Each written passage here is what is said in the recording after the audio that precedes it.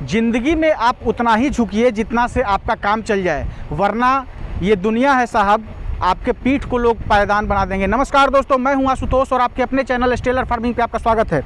दोस्तों, आज की वीडियो जो है वो मछली पालन से संबंधित रहने वाली है और मैं ज़्यादा एक्साइटेड रहता हूं जब कोई अपने फील्ड का आदमी मिल जाता है तो बात करने में बहुत मज़ा आता है और खुल के इसके बारे में मैं बात करता हूं। जो कोई मैं मत्स्य पालन करता हूं और मछली पालन से जुड़ा हुआ हूं तो अच्छा लगता है बात करने से किसी से। तो आज मैं हूं पटना के बख्तियारपुर ब्लॉक के अंदर घोसवरी गांव आता है। यहाँ उमेश शर्मा जी हैं जो एक प्रगतिशील किसान हैं और काफ़ी अच्छे से सर काम कर रहे हैं। ये जनरली जो है वो मछली का जो जीरा होता है दोस्तों, उस पर काम करते हैं, जो एक साल रख के और उसको ईयरलिंग बना के और तब लोगों को प्रोवाइड करते हैं। काफ़ी अच्छा काम कर रहे हैं सर का। नर्सरी का भी काम है, वो भी साथ साथ कर रहे हैं। और आज हम बात करेंगे, देखिए मछली पालन में सिर्फ 3 चीज़ इंपॉर्टेंट होता है, फीड, सीड और वाटर मैनेजमेंट। अगर ये 3 चीज़ पे आप काम कीजिएगा तो मछली पालन आपके लिए एक प्रॉफिटेबल बिजनेस साबित होगा। तो आइए देर न करते हुए वीडियो शुरू करते हैं। वीडियो शुरू करने से पहले एक रिक्वेस्ट है कि अगर वीडियो पसंद आए तो एक लाइक करेंगे, चैनल पे नए हैं तो सब्सक्राइब करेंगे।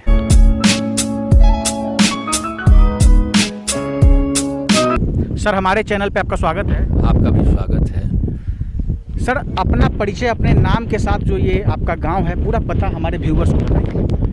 मेरा घर घोसवरी है। मेरा नाम उमेश शर्मा, बख्तियारपुर प्रखंड, जिला पटना के अंतर्गत आता है। ऐसे घोसवरी 2 पटना जिला में है, एक मोकामा के तरफ है और एक बख्तियारपुर घोसवरी है। कितने दिनों से सर ये काम कर रहे हैं?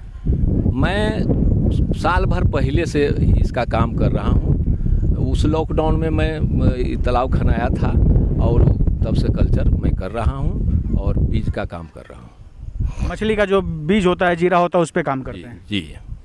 चलिए आज बात करते हैं सर। जैसे मछली पालन में 3 चीज़ बहुत इंपॉर्टेंट है, फीड, सीड और वाटर मैनेजमेंट। तो होलसम में हम बात करेंगे मछली पालन के बारे में आपसे, ठीक है। तो सबसे पहले आता है फीड के बारे में। अगर हम बात करते हैं तो जो आप ये स्पॉन लाते हैं, स्पॉन लाके और उसको ईयरलिंग करके और तब आप किसानों को प्रोवाइड करवाते हैं, तो क्या इसमें खाना क्या आप देते हैं? ये स्पॉन लाने के बाद हम करू तेल और अंडा को फोड़ करके और उसको 1 फीट पानी ही रहने देते हैं, उसी में देते हैं। बच्चा अगर ज़्यादा पानी में रहेगा तो सर्वाइव नहीं करेगा, तो इसलिए उसको हम 1 फीट पानी रखते हैं और उसमें डाल करके और उसको खाना देते हैं, जिससे कि धीरे धीरे सर्वाइव कर जाता है। अगर मान लीजिए कि कोई भी किसान 1 एकड़ में अगर पालन करना चाहता है मछली पालन, और जो मछली का बीज वो ले जाता है, तो उसके लिए बताइए कि लगभग कितना वाटर लेवल रखना चाहिए? अगर बीज छोटा है तो आपको 2 से 2.5 फीट पानी रखना है। जैसे जैसे बीज अगर बढ़ते जा रहा है तो पानी की ऊंचाई 6, 7, 8 कर सकते हैं। लेकिन बीज अगर छोटा है, इसलिए कि बीज का जो रेशियो है वो बढ़ेगा, उसका बढ़वार होगा, तो बढ़वार होगा, कम पानी में रखिएगा तो वहाँ ज़्यादा डेंसिटी हो जाएगा। इसलिए पानी बढ़ाते जाएगा तो डेंसिटी आपका उसमें कवर कर लेगा। सर, अगर कोई मछली पालन करता है तो लगभग कितना पुराना सीड के साथ वो व्यवसाय शुरू करे तो जल्दी उसका हार्वेस्टिंग वो कर सकता है? साल भर के सीड तो होना ही चाहिए। अगर फिंगर है या ईयरलिंग है, अगर ईयरलिंग 100 ग्राम का आप बीज दीजिए तो मान के चलिए 7 से 8 महीना में आप IMC कल्चर कर सकते हैं। जी। अभी आपके पास IMC में कौन कौन सा है वो बताइए। IMC में रेहू, कतला, मिर्गल और बाटा है और आपको अमूल कॉमन कार्प है।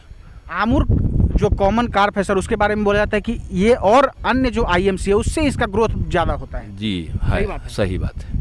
लगभग कितने महीने में अगर वो 1 किलो साइज आ जाता है? हम वही 6 से 7 महीना में इसका आ जाता है। इसमें सर जो आपके पास अभी नर्सरी पॉन्ड है, तो ये देख रहे हैं कि 2 भागों में इसको 2 क्या 3 भाग में आप डिवाइड किए हुए, इसका क्या कारण है? इसका कारण है कि जो भी जैसे मैंने रेहू का लाए तो रेहू का अलग दिए, कतरा का अलग दिए और दूसरे का अलग दिए, और पॉन्ड मेरा है उसमें रखे हुए हैं, अलग अलग कर करके रखते हैं। इसलिए कि अगर रेहू के ज़रूरत जिनको है वो रेहू लेते हैं, कतला का ज़रूरत है कतला लेते हैं। वो जो आपको कैटफिश कैटेगरी में पंगेसियस होता है वो है आपके पास? अभी तो फिलहाल नहीं है, लेकिन अगर कहीं से ऑर्डर आता है तो माल माल भेजा जाएगा। चलिए अब सर हम बात करते हैं वाटर मैनेजमेंट के बारे में। अगर कोई किसान अगर मान लीजिए कि मछली पालन शुरू करता है, ठीक है, तो उनको किन किन बातों पे, जब वो पॉन्ड का जो वो बना रहा हो या उसको गड्ढा खनवा रहा हो, तो किन किन बातों पे ख्याल रखना चाहिए वो बताइए।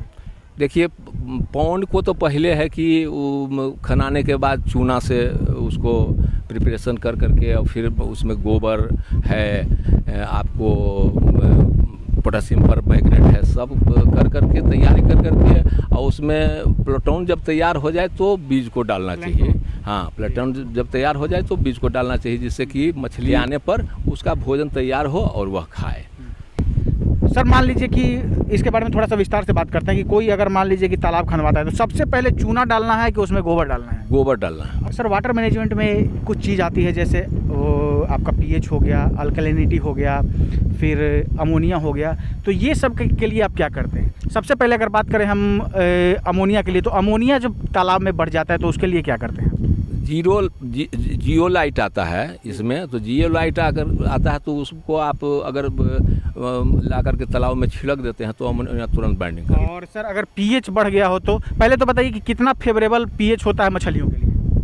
मछली के पीएच 7.5 से 8, 8.5 तक है, लेकिन अगर फंगास पाल रहे हैं तो थोड़ा सा बढ़ भी जाएगा तो उसको वो सर्वाइव कर जाएगा। लेकिन आईएमसी हुआ या रेहू कतला जैसे मृगल हुआ, ये थोड़ा सा दिक्कत हो जाता है, उसमें अनेकों प्रकार के रोग भी लग सकते हैं। पीएच बढ़ने का क्या कारण होता है सर?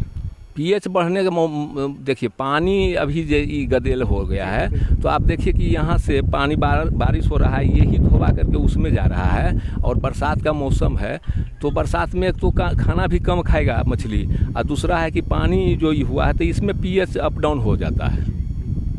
टेम्परेचर बढ़ने से भी ये वेरी करता है? हाँ, टेम्परेचर घट बढ़ होता है तो भी वेरी करता है। सर अभी जो मान लीजिए आपके पास से कोई सीड ले जाता है तो क्या उसका क्या रेट आप रखे हैं? एक मैक्सिमम मिनिमम बता दीजिए। वही 450-500 रुपये केजी किलो के हिसाब से? हाँ जी ठीक।